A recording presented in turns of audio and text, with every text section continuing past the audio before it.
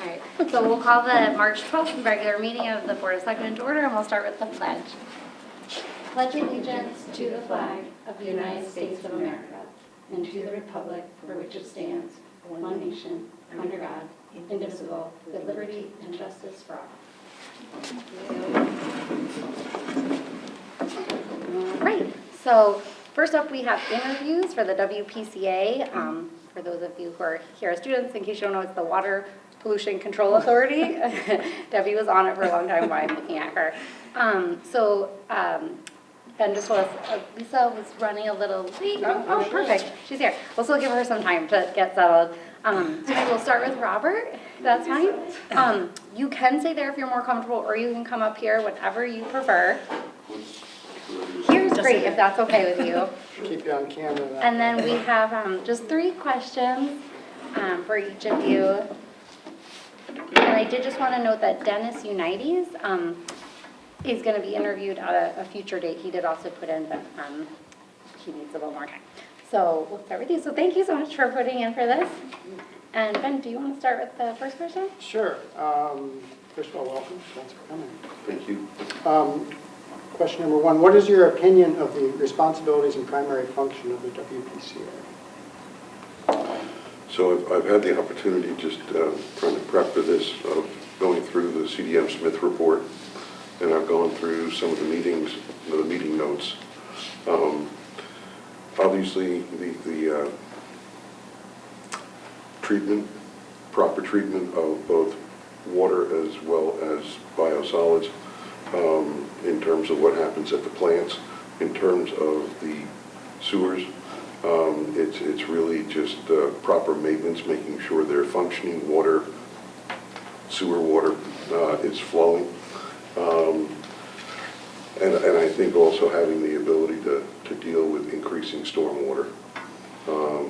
Whether it is just increased rain or the type of storms we're getting where we're getting macro bursts where within an hour or within 30 minutes we're seeing inches of rain that we haven't seen in the past.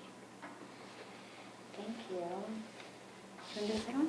Sure. And so the second question, and it's part of it, I thought you had a really interesting resume, so you can kind of elaborate a little on that. But the question is, we'd like to know what pertinent experience you have serving on a board, commission, or in another volunteer capacity, and in responding, include professional and volunteer experience and what unique skill set you'd bring to the commission. Okay, thank you. I have not served on a board or a commission previously. My career, I just retired in July. I did 44 years in the engineering and construction industry. That was really split primarily between transportation, and for the last 10 years I've been involved deeply in water, both flood and flooding issues, climate change issues, as well as maintenance, expansion of water treatment facilities.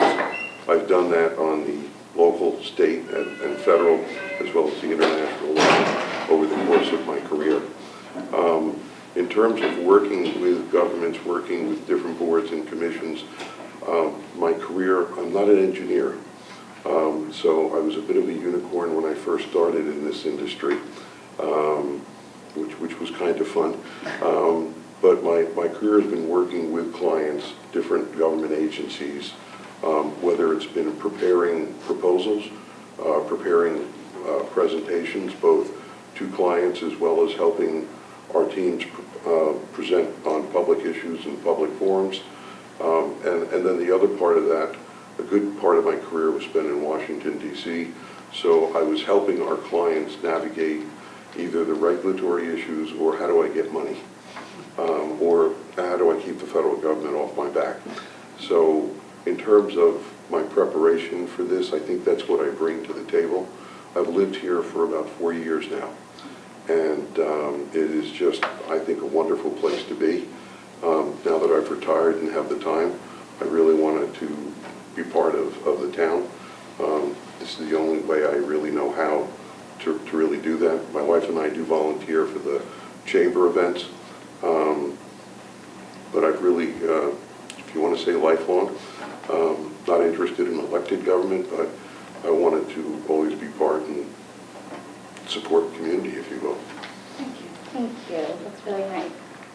So last question.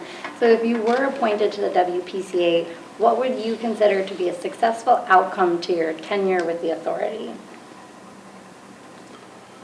Again, I'll based upon what I've read, and I'm not going to say You don't have a crystal ball, so. and I don't begin to pretend that reading a 100-page report, 101-page report is going to give me everything I need. But when I looked at it, I guess I saw two things. One was, how do you finance what needs to be done? And whether we have a slowdown in the economy or not, this is a very desirable place to live. And if I were to define, I suspect we'll be dealing with the pressure of more people, more demand on the system. I would view success as having a sustainable funding mechanism to finance what needs to be done. And I think the other side of the equation, and I didn't see anything on this subject, but it's one that I've worked a lot with in New England, is coming up with a way to deal with the biosolids issue. Just given what I've seen in other towns and cities in New England, and the fact that as a region, it's getting tougher and tougher to find a place to put that, with a number of states outright banning it. So, Thank you so much. Do you guys have follow-up questions? Would this count for his interview for the flood prevention and climate? What's that? I think he's on the agenda to be appointed as a alternate. Okay, it wasn't an action item. I just wanted to ask you, you mentioned some experience with stormwater utilities, stormwater authority. Can you maybe expand on that a little bit? directly with stormwater utilities, been involved in, really, I'd say in the last 10 to 15 years, how do we deal with this? And when I say that, increasing insurance rates on flooding, coming up, and I've seen it big cities, and I've seen it in small towns. How do I deal with this without bankrupting myself? And I think we spoke a little bit, what I've seen is some places where they actually work with HOAs to come up with answers where it's not one answer for a whole city.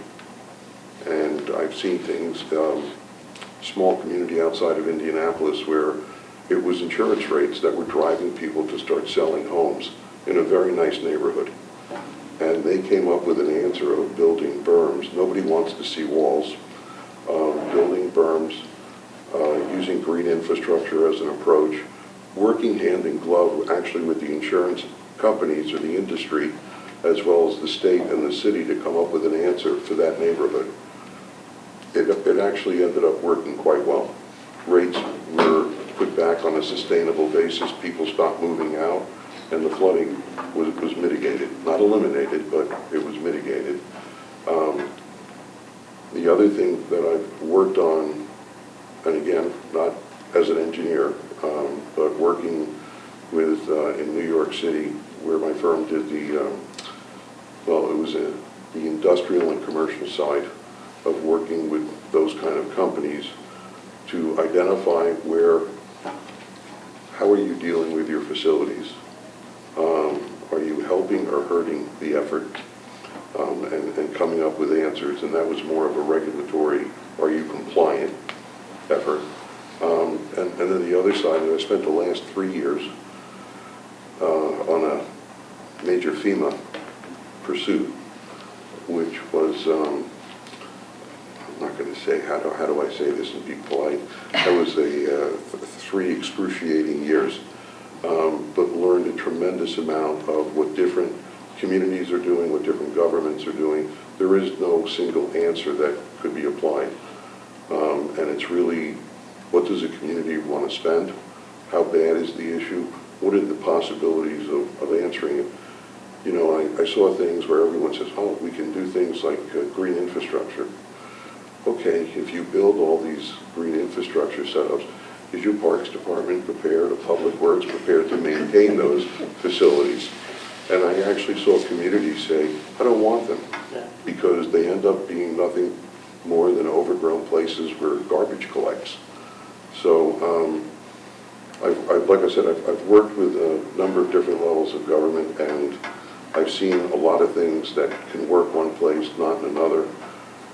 Increasingly, what I've started seeing, how do I use recreational facilities in the off-season as a place for, as lack of a better term, become a catch basin, where maybe the golf course becomes a place where water is held, not in the spring, not in the summer, not in the fall, but in the off-season. So you're just using a recreational facility for a different purpose in the off-season, because communities just didn't have the money to build major catch basins. Thank you, Thank you. that's fascinating.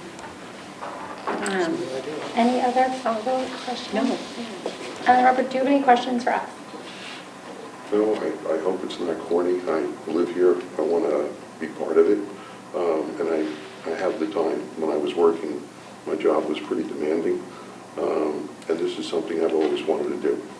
So Truly, thank you very Yeah. much. Thank you for Very volunteering needed. to come out. thank you for the Yeah, opportunity. thank you. And you're welcome to stay, but we don't hold it against anybody if you leave after you're done, so don't worry. Are you ready? You good? No, you're fine. had it on my calendar at 7. The Board of Finance Board of at Finance, 7. I know, I'm so glad I checked, I'm like, maybe it's at 5:30, I think I have to be 5:30. So I checked, so I'm sorry. Hi, how are you? Keep it the same or switch it up? Don't care. Okay, you can I start. should have it memorized by now. I know. No, you If we changed keep- the question. Slightly, Yeah. yeah, we have to keep changing, keep modifying, I mean, Oh, I have slightly. different questions? Yeah, Okay. they're Yeah, different they questions. really are. They're real stumpers. I was already, I had his answers down pat. What is your opinion of the responsibilities and primary function of the WPCA? I think I'm going to also answer part of your question that you answered earlier. I think right now Stonington's in a really interesting place in terms of the sewer.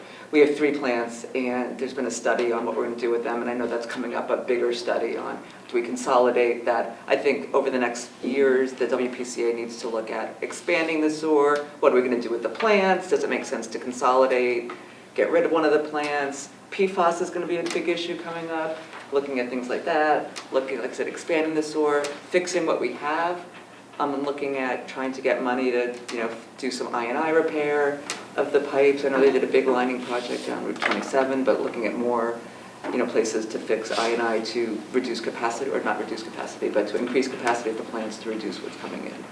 And so I think there's a lot of stuff going on with WPCA, and I think they deal with all that sort of stuff. And also, I think that you talked a little bit earlier about stormwater, and that could be part of WPCA, or is it going to fall under a different group? So that's another thing. I talked before when I was here for the Planning Commission about a stormwater utility. We did the grant, we did the study, I don't know, 20 years ago? Yeah, a while ago. On a stormwater utility in town, and that could come into WPCA. Or it could be something else. I don't know where you guys are thinking that's going to go, but I think there's a lot of stuff. Still thinking. very- Well, right. I mean, there's a lot of commissions it could fall under, but WPCA could be one of them. But I think coming up, being on the WPCA looks at, increasing, working at the plants, how are the plants functioning, how is the infrastructure functioning, and maintaining all that sort of stuff going smoothly. And developers who want to come in and hooking into the sewer. Thank you. Okay. You have the hard one. I do, and it's the long one. So Submarine. we'd like to know what pertinent experience you have serving on a board, commission, or in another volunteer capacity, and in responding, please include professional and volunteer experience and what unique skill set you'd bring to the commission. Did you get all that? It's like No, I know. I heard it. Okay, so I currently, I'm not for sure, but I'm on the planning commission now in town. We're looking at, so there's that part, and that's only 2 nights a month, so that's not going to affect that. So I know a lot. I've been living here in Stonington for I forget how old my kids are, 25 years I've been here. Raised my kids here, so I mean, I know the city, this town, I know the infrastructure. Professionally, I work for a utility company, and I work in the sewer department. I do work on sewer projects all day long. We had a main break 2 days ago. We had sewage flooding into the marina. And so professionally, I mean, that's what I do for a living. I work for a public utility, and I work in the sewer department, and I work in the water department. I also keep really up to date on all the new technology that's going on with wastewater. I go to 3 or 4 conferences a year on new ways to fix pipes without a lot of disturbance. In 2 weeks, I'm going to Denver to go to the trenchless technology conference about lining pipes, so you don't have to dig up the roads. You go in from both ends of catch basins and you put in liners, or you can do pipe bursting, and you can do all sorts of things. So I'm doing that. I went to a conference in January in Boston, and so I keep really up to date on all the technology going on in sewers. So I work in Norwich, and it's one of the four remaining CSO communities in Connecticut. So we get a lot of money. So I'm familiar with funding and how to get funding for these projects. Since we're at a disadvantaged community and we're a CSO community, so we get a lot of money. But we just got a $2 million grant to do a big I&I project in Greenville. And so I'm working on that and working with designers on how to, lining the pipes there, reducing the I&I, and, trying to, reduce the CSOs that are happening. And as, the CDM did a big report on the sewers, and I have a really good relationship with CDM. They do a lot of our work up in Norwich. We're currently building a new $200 million sewer plant. And so I've been working on that a lot, and on the construction and design of building the new plant, which has been really interesting to do. And I'm an engineer. I'm a registered engineer in Connecticut. Thank you. So you already touched on a lot, but if there's anything you want to add to for the kind of successful outcomes of your tenure. That's what I said, I sort of did Yeah, it you before sort of knowing did the it. questions, but I think that, like I said, the next couple of years here, I think are going to be key in terms of looking at the plants and what we're going to do with the plants in terms of, there's the funding aspect and how it's going to be best to work with them. It's been a problem for not a problem, but there aren't that many towns that have 3 treatment plants. Are there any There might be none. We might be, and when I tell people okay. that we have 3, they just kind of look at me funny. They're like, "You have 3 treatment plants, And whether we move everything to, the Pawtucket plant or whatever. And like I said before, I think there's a lot of issues with some of the new contaminants that are coming down. PFAS is a huge issue, I know, and looking at that and how that's going to, how that's going to affect things. In Norwich, we're trying to. We have PFAS at our plant, and the only way you get PFAS at a plant is if someone's actually generating it upstream. So now we're trying to hunt down the people who might be generating it and try to figure out if we can actually And they could make them stop. And it could be residential people. Well, we have some commercial laundries, Oh, yeah. but we are doing some like a sewer shed analysis, and we are testing out some of the sewer manholes to see if we can actually track where it's coming from for the PFAS stuff. So not to digress, but where does it come from residentially? Teflon, everything. Everything. Everything. It is in It's in everything. everything. I send my guys out to sample, they can't have sunscreen on or anything. We had a bad sample in our water plant because our lab tech had hand lotion on and contaminated a Yeah. bottle. It's And in so we got a huge hit, and we had to report it to DPH. Yeah. It's in, it's in Gore-Tex, it's in stuff you cook with. I went to a conference, and it was really funny. We had the commissioner of DEEP was talking and said something like, "There's more PFAS in that chocolate cake than there is," and the regulatory amount is like in parts per trillion. It's like 10 parts per trillion. In drinking water it is, but we're dealing with that in Norwich of our well. We have to spend $8 million on a system to take out PFAS for our well, our water well. And there's a lot of other emerging contaminants that are coming down, so. No, thank you. Do you guys have any follow-up questions? No, I'm good. Do you have any questions for us? No. I mean, I've been wanting to be on WPCA for a long time. I think I have a lot of expertise that I can bring to it, both professionally, and I know the town, and I know a lot of the issues. And you don't feel like you'd have a conflict with P and Z the timing? No, I mean, it's not the same night, and we only meet twice a month, you know, maybe a third time with the zoning thing, but, and I have so much time. Like, my kids are long gone, I never see them, you know? So if I'm not at a meeting, I'm just home watching TV, binge watching something. Or walking or something, so, Well, thank I have a lot you of very time. much. thank you. Thanks for being Thank you. so involved. Thank you both for taking the time. Yeah, thank you so very much. Any comments from the public? Not to put anybody on the spot, but if you want to. Okay, you're good. Next is, can I get a motion to approve the regular meeting minutes of February 26, 2025? So moved. Is there a second? Second. Any discussion? Yeah, I had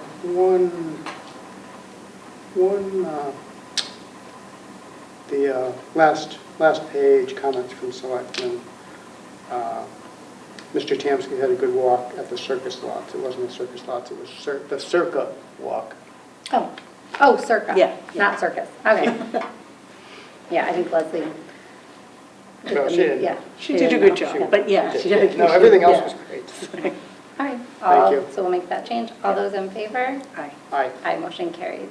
So under correspondence, just two things. So we received notification from Sarah Welsh that she will not be seeking reappointment when her term expires at the end of March for the EDC. Sarah was really great and did a lot of communication, so she will be missed, and we'll have another opening there to try and focus some attention on that board. And then also just today, JD Fontanella submitted an application for the Inland Wetlands and Watercourses Commission. We'll get to later on in the agenda. So under appointments, reappointments and resignations, to start, could I get a motion to appoint John Aruda as an alternate member of the Zoning Board of Appeals? So moved. For your second. I'll second for discussion. All right, so discussion. I think we need somebody, and you know, I wish there were more applicants. I've talked to John, I think he's good. I just, as a matter of principle, I just don't feel comfortable, people that work basically in the same industry that the regulatory board is regulating. Just, for me, it just kind of seems like a less than ideal situation, so as much as I think we need another alternate, so far, they're okay. They've got two alternates, and there's not another meeting for another month. They met last week, so I'd just like to give it another month myself to see if somebody else floats to the surface. I'll let you talk and then I'll go. If you have anything to say. No, I actually tend to disagree. I actually like to see the different perspectives on there, understanding that ideally anyone, you know, we have people on different commissions that work in that industry, and I've seen them and had to do it myself. Recuse yourself if something comes up that you have a conflict. So you just hope you have somebody on there who's ethical enough to do that. Yeah, and I'd say on this one too, I know Candy was eager to get somebody. We tried to promote it, did a lot of outreach, got 0 applicants. So I appreciate that John was willing to do this. I know he talked to Candy. And again, I think if we had, I don't want too many of one type of person on any board, but I do think having a diversity of backgrounds is helpful. And I did check with her, and she didn't feel like there was this perspective. So I think, I wouldn't wait. We've been waiting, and we haven't been successful. So I would, move forward with this. I'll say all those in favor? Aye. Any abstain or noes? Opposed? Opposed. Okay. Could I get a motion to appoint Robert, who's just with us, Horch, as an alternate member of the Flood Prevention, Climate Resiliency, and Erosion Control Board? So moved. Here, a second. Second. Any discussion on this one? No, I thank you for volunteering. It's, I think with your background, you'll really enjoy being on that board. It's, I attend their meetings, and they are dealing with stormwater utility right now, so Yeah, I think it's perfect. thank you. Thank you very much. All those in favor? Aye. Aye. Motion carries. Could I get a motion to reappoint Nancy Houlihan and Joanne Kelly to the Commission on Aging? So moved. Your second. Second. All those in favor? Aye. Aye. Aye, motion carries. Reappointment, Mystic River Boathouse Park Implementation Committee. Could I get a motion to reappoint Shannon McKenzie and Jim Kelly? Yay, he's finally on it. To the Mystic River Boathouse Park Implementation Committee. So moved. Here's a second. Second. All those in favor? And Aye. I Oh, want to say, discussion, I am so happy, Jim has wanted for years to be a regular member, and he attends every The single meeting and most always dedicated has. alternate in the history So- of committees. Yeah, and we're so Like a lucky to have decade. Shannon as well, because Yeah, Shannon from the has a lot to Seaport. contribute from the Seaport. So much, yeah. They've both been wonderful, so that's good. All those in favor? Aye. Aye, motion carries. Sorry, I already did that. Okay. Do I hear a motion to reappoint Fred Wagner as a regular member and Sarah Baker as an alternate member of the Wood Pawcatuck Wild and Scenic River Stewardship Council? So moved. Here a second. Second. All those in favor? Aye. Aye, motion carries. And I appreciate it because they actually do a lot of work on this and it was really appreciated they're both still willing to do it. So we had on the agenda to vote tonight on reappointment of 4 different members of the Inland Wetlands and Watercourses Commission. But I wanted, before even making a motion, we just got an application today from JD Fontanella. So I'm assuming, Ben, that you would like us to table this and wait so we can interview JD before moving forward with all these appointments. Yeah, or, I'm satisfied that we've already interviewed him, but that's just me. But I would be perfectly happy to move ahead with the reappointments on the permanent members. I do have comments about. Okay, so, can we do that? Could we go, or just reappoint all the regular and wait on the alternate since, or should we just wait on everybody? We have time. Yeah, we do have time. Yeah, so let's just table it if that's fine. We'll table this for the next meeting. But I guess to get both of your perspectives, we have interviewed JD pretty recently. So if you're fine, we could just compile, our notes on the different members and do our thoughts and kind of, I know Debbie, you like to do your spreadsheet of comparing qualities. And then maybe we'll just add JD to the discussion and we'll look at this next meeting. Yeah, I think that it's fine. That's fine, with me. I don't think we need to interview him again. Okay. We've interviewed him several times recently. So. Okay, yeah, I think I still have my notes from last time, so I can go back and look, maybe. If not, I'll tap into here. Okay, so we will, do I need to make a motion to table? Okay, could I get a motion to table the reappointments for the Inland Wetlands and Watercourses Commission? So moved. Second. All right, all those in favor? Aye. Aye, motion carries. Housing, could I get a motion to reappoint Monica Sutcliffe, moving from an alternate to a regular member of the Housing Opportunities Commission? So moved. Second. Any discussion? No, No? don't. Say it. Good, because then she can be secretary. Yeah, she's great, and I think she's already eager to do some work. Yeah, they need a secretary. All those in favor? Aye. Aye. Aye, motion carries. So Sue Sedensky resigned from the Commission on Aging. We'll thank her for her service for this commission. And that's it.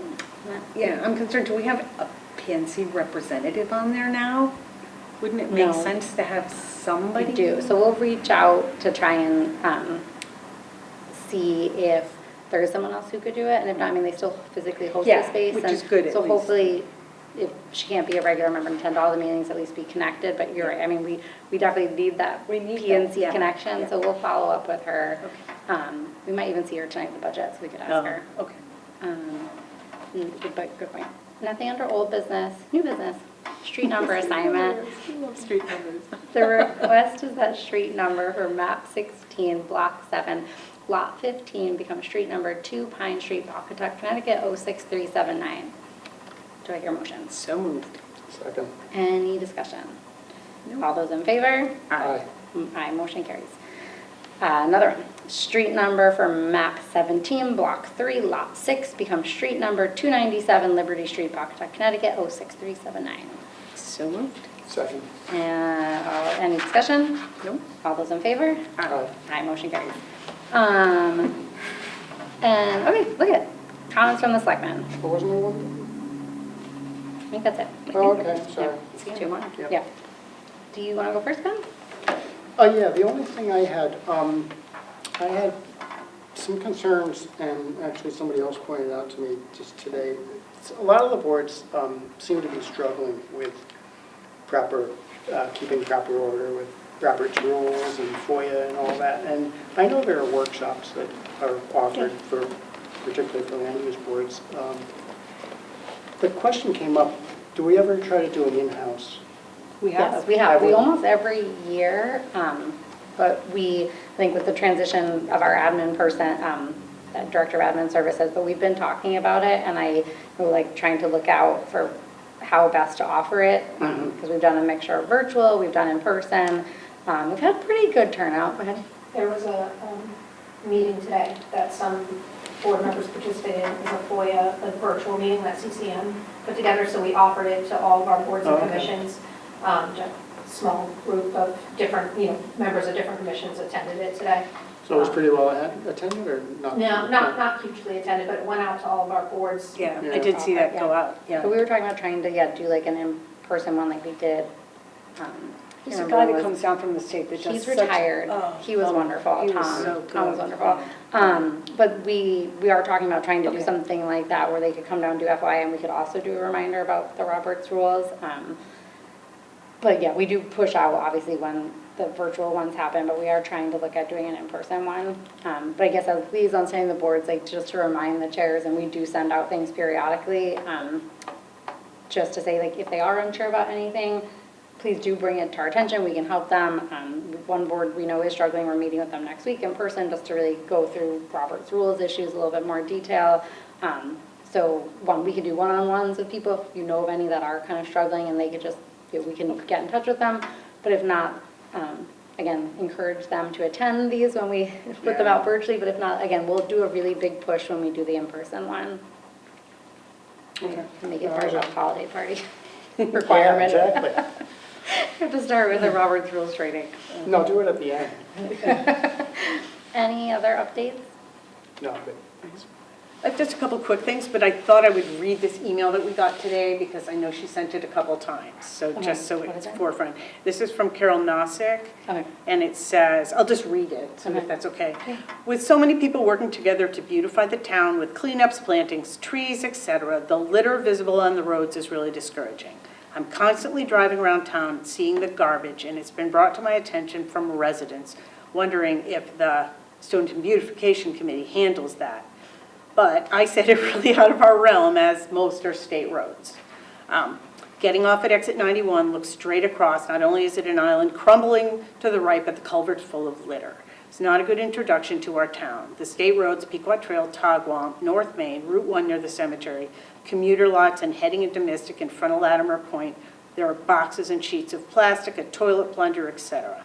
It's too dangerous for residents to be out on these roads picking up litter, but the state should have the responsibility of cleaning them up. Is there a number I can call, or as a resident, or is there somebody in our office who can help get this addressed? A major spring cleanup should be underway throughout the town. The beautification committee is working on individual roads, but these large, busy state roads need state help. Let me know how I can help or get in touch with somebody. So That's really nice of her. it's That's really very nice, proactive. and I wanted to just, No, thank you, we will, and we can reach out to our contact at DOT, and do a polite request, and then I think usually they're pretty honest with us, we can say, hey, would it help you in terms of allocating resources if you did hear from more residents, or is that just gonna make things worse? So we can ask them, because sometimes they will be really honest and say, yeah, we just need to hear from more people, because obviously they only have so much time and staff too to do the entire state. But we'll flag this again. Yeah, so if you reach out and then we can somehow respond to her just Yeah. to let her know. I That'd mean, be I'll fine. tell her that I read this and we understand, and, Yeah. I mean, it's hard, it's kind of an ongoing thing with the state roads. Yeah. And she's right, I mean, walking along the Pequot Trail would be very dangerous. that'd be- yeah, people shouldn't It's do just not that. a good idea. So. Okay, no, that's a really good reminder, we'll do that, and we'll This try and is the look out. worst time of year for litter too. It is, and it's blown all over the place. So yeah, just my quick updates. I'm continuing to work on the brownfields inventory, and hopefully the student from UConn and professor are going to come down. We're going to do a little drive-through. I'll keep you posted when that's going to happen. I've also been pushing to move the Mystic River Boathouse Park along, working with the LEP and trying to address, comments from the state. So we're hopeful that maybe soon we can get going. And thanks to our fabulous Department of Public Works, who's going to help us do a few things in-house to help move it as well. So I think that's it for now. Okay. I'll be quick in case you want to eat before tonight, but I'll be quick. So just really quick on the boathouse. Actually, just today we got an email from Market DCD saying that they started looking at our bid package, but they did have questions. Molly was going to reach back out to them today to try and clarify, and hopefully it's a quicker fix, and that it was just but if not, it might take a little longer, but they're at least looking at it. I mean, they've had it for a week, so this is pretty good, I think, turnaround. Yeah. So, but again, we have to wait to go out to bid till we get their approval, but then Jim and everybody are ready to hit go once that happens, so we'll keep everybody updated on that. I did, because you talked about trash, I'm gonna talk about trash too. Jill Senior, our director for solid waste, just put something up on her site, then Stacy got it up on Town News, I think also app, Yes. and also on the app, just today with like an FAQ about the change over to the new trash hauler.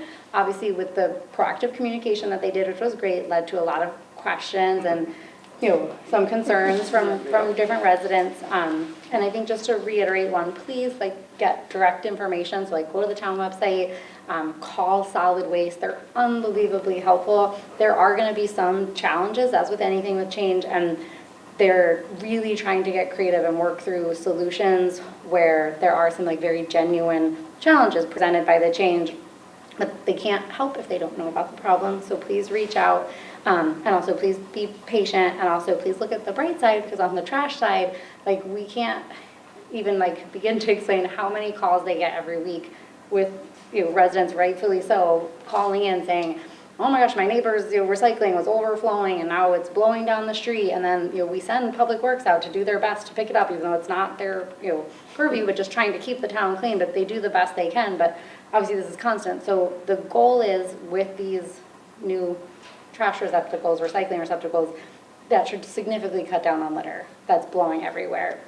Again, and the other thing just to point out is, you know, this wasn't a necessary choice, this was something that happened. Well, that's what people don't. Yeah, Yeah, and yeah. this is also, I believe from Jill, like Crandall was one of the very last haulers who did it the way they do it. Nearly every other town, private or municipal, has these bins, has these receptacles, has the hauler arm that does it automatically. Like this is the way the industry is going, and there's a lot of pluses for it. There are gonna be some trade-offs, but it's not like even if we did put it out to bid and look for something else mid, you know, which would be hard mid-contract anyways, we'd be in the same exact situation. And Jill did a phenomenal job negotiating down. We actually have a lower price than we did with Crandall. Like she did amazing, and I think it's obviously hard for her department because they had a hard situation happen to them. They did a fantastic job.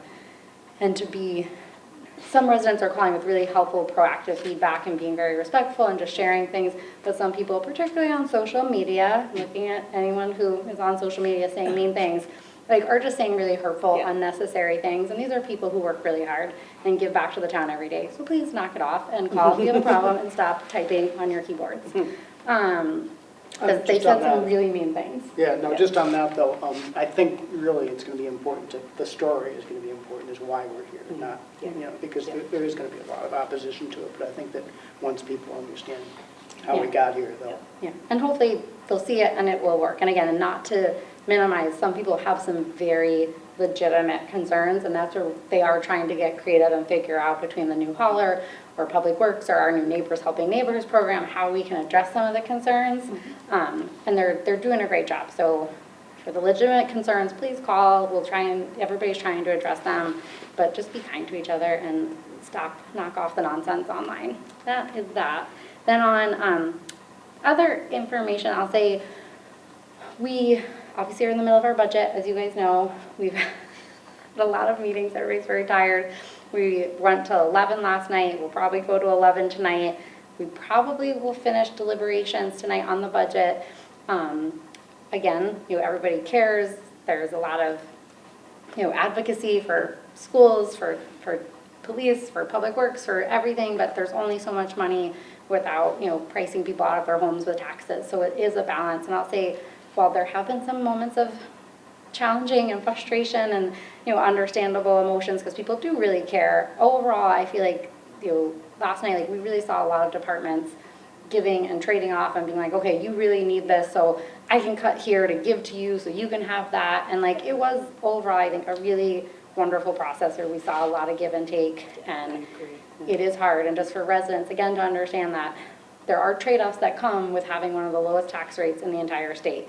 You know, we don't have the grand list of a Greenwich or a Westport, but we do have close to their mill rate. So it is really challenging, and it comes with trade-offs for both the school and the town. So Again, this year, I think we are going to see a tax increase, which needs to happen. The last 2 years, we've had 0 increase, and it comes with a lot of trade-offs. So again, the Board of Finance does, I think, a great job, the best they can, to keep the mill rate low, to be sure it's affordable here. But we are going to see an increase, and the debate tonight will be how much of an increase. Is it half a mil? Is it a mil?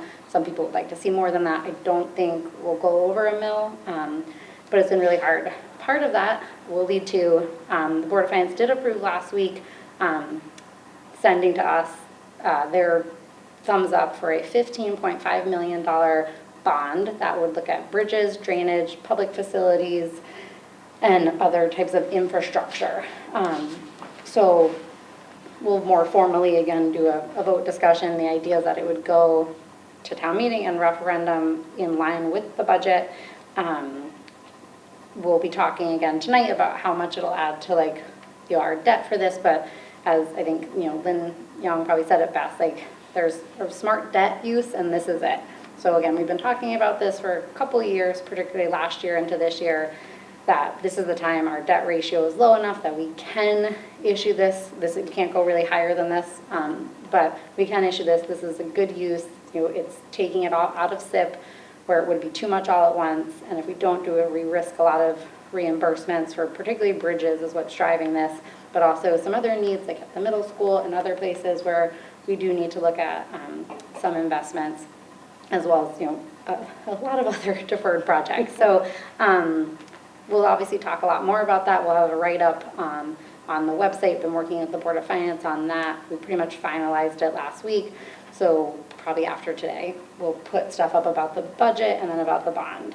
But I just wanted to get you guys 100% up to speed. I know we've been talking about it, but if you have anything on that, and if not, I'll end with, we had, I think, I haven't seen what the reception's been like, but we had a press conference as part of the Connecticut Conference of Municipalities last week with a lot of different mayors and first selectmen from both cities and smaller towns. And I also spoke at it. And basically, there's sort of a request, sort of call to action to state partners, governor, state legislators. I think we'll see, you know, ours, we have a great relationship with, we talk to them, so it was more a broader call, but that there seems to be a disconnect that is just growing, and it's really hit ahead for a lot of towns and cities this year, including we can see with our own budget, that the state, you know, needs to do more to help municipalities with their budget, or they need to really take a harder look at their 1,400 plus, that's an accurate number, unfunded mandates that are passed down and funded by local property taxpayers.